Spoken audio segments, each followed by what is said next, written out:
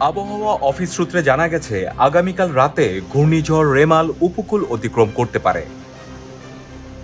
পটুয়াখালীর খেপুপাড়া ও পশ্চিমবঙ্গের সাগর আইল্যান্ড ঘেঁষে ঝড়টি স্থলভাগ অতিক্রম করবে বলে জানিয়েছেন আবহাওয়াবিদ Mohammad Abul Kalam Mallick.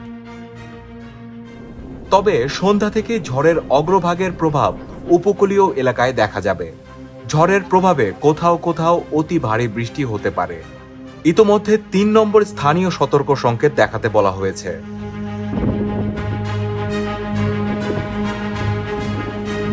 Walton air conditioner exchange অফারে স্প্লিট এসিতে 23,000 টাকা পর্যন্ত নিশ্চিত ছাড়।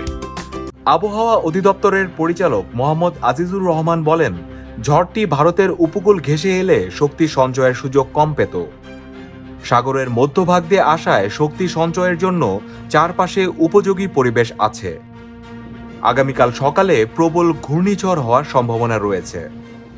তিনি বলেন, উপকূলীয় ওই এলাকায় পশুর নদী সহ অন্যান্য যে নদীগুলো আছে সেগুলো সন্ধ্যা 6টা থেকে ভাটা হয়, আবার রাত 12টা থেকে জোয়ার হয়। যদি জোয়ারের সময় ঝড়টি স্থলভাগ অতিক্রম করে তাহলে ক্ষতির আশঙ্কা বেশি থাকে। ঝড়ের প্রভাবে কোথাও কোথাও ভারী থেকে অতি ভারী বর্ষণ হতে পারে এবং এর ফলে ভূমিধস হওয়ার সম্ভাবনা রয়েছে বলে জানান আজিজুর রহমান।